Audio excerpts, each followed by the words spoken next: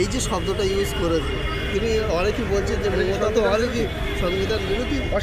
আসলে একটা কথা বলি, আমি আইনজীবী শেখ বাবুলাল, আমি মনে করি যে সংবিধানের 19 নম্বর ধারা আমাদেরকে কথা বলার বাক স্বাধীনতা দিয়েছে, কিন্তু আমাদের কোথাও কোথাও কথা বলার কিছু রেস্ট্রিকশনও দিয়েছে। আমরা কতটুকু কথা বলতে পারবো, আমার বাক স্বাধীনতা রয়েছে, আমার কথা বলার স্বাধীনতা রয়েছে, তার মানে আমি কাউকে গালিগালাজ করব এটা আমার স্বাধীনতার মধ্যে পড়ে না। আসলে যেই কথাটা ওই মহিলা বলেছেন, যেই শব্দটা উচ্চারণ করেছেন, উনি একটা স্বামী, মানে যতটা মনে হলো যে মমতা বন্দ্যোপাধ্যায়ের বৈবাহিক জীবন নিয়ে বা মমতা বন্দ্যোপাধ্যায়ের বৈবাহিক পরিচয় নিয়ে উনি একটা মতামত বা মন্তব্য করেছেন, যেখানে উনি স্বামী শব্দটাকে উনি অন্য শব্দে ব্যাখ্যা করেছেন। আসলে যেই শব্দটা উনি বলেছেন ওই শব্দটা কিন্তু আমাদের গ্রামগঞ্জে, গ্রামের দিকে ওই শব্দটা ব্যবহার করা হয়।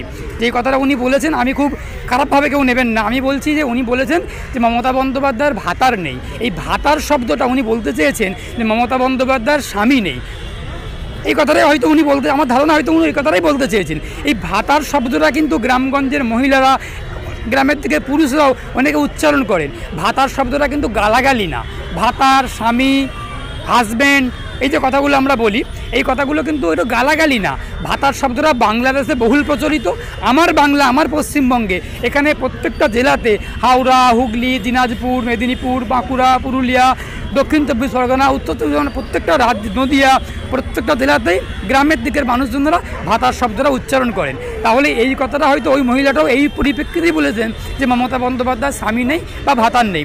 কিন্তু আমরা পশ্চিমবঙ্গের 9 কোটি বা 9.5 কোটি মানুষ, আমরা তো সবাই জানি যে মমতা বন্দ্যোপাধ্যায়ের হাজব্যান্ড নেই।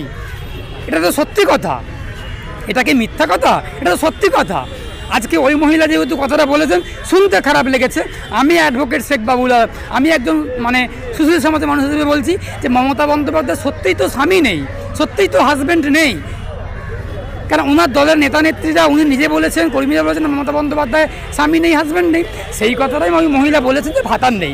আসলে না, গ্রেপ্তার করেছেন পুলিশ অতি সক্রিয় হয়ে। পুলিশ কখনো কখনো অতি নিষ্ক্রিয় থাকেন, আর কখনো কখনো পুলিশ আবার অতি সক্রিয় হয়ে যান। আমরা হাইকোর্টে যখন মামলা করি, পুলিশের অ্যাকশনের মামলা করি, যখন পুলিশের অতি সক্রিয়তা নিয়ে মামলা করি, আর পুলিশের নিষ্ক্রিয়তা নিয়েও মামলা করি। এই ক্ষেত্রে পুলিশ অতি সক্রিয়তার পরিচয় দিয়েছেন। ওই মহিলা যেটা বলতে চেয়েছেন, আসলে সেই কথাটাকে যদি আমরা ভাঙি বা ব্যাখ্যা করি, উনি বলতে চেয়েছেন মমতা বন্দ্যোপাধ্যায়ের স্বামী নেই। আসলে কথাটা সত্যি কথা, কথাটার বাস্তবতা রয়েছে। সত্যি মমতা বন্দ্যোপাধ্যায়ের স্বামী তো নেই, এটা তো আমরা সকলেই জানি। এটাই হয়তো উনি বলতে চেয়েছেন। কি বলেছে শানাপ্পি, কিন্তু একে ধরতে পারছে না শুভেন্দু। কেন?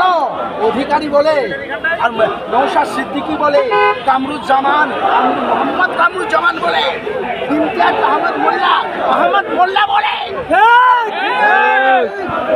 এরকম অত্যাচার কি কাম্য? নওশাদ সিদ্দিকীর উপর অত্যাচার করা হয়েছে, তার জামা টেনে ছিঁড়ে দেওয়া হয়েছে, জামা টেনে ছিঁড়ে করা হয়েছে, কিন্তু সত্যি কাম্য? এরকম বিধায়কের উপর অত্যাচার কাম্য নয়, বরং নিন্দনীয়। বরং বাংলার মানুষকে ঠিক করতে হবে যে আজকে ওরা বাংলার মুসলমানেরা মমতা ব্যানার্জির গোলামি করবে না নিজের পায়ে দাঁড়াবে। আজকে আমি আহ্বান জানাচ্ছি, জেগে যাও।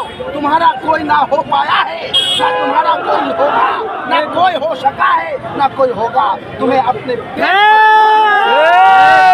তোমার নিজের পায়ে নিজে দাঁড়াবে। আর আমরা এটাই বলে দিচ্ছি, এখন বাংলার মুসলমানরা বলছে সর ভরসা কি তামান্না है अब हमारे दिल में, देखना है जोर कितना बाजुए कातिल है।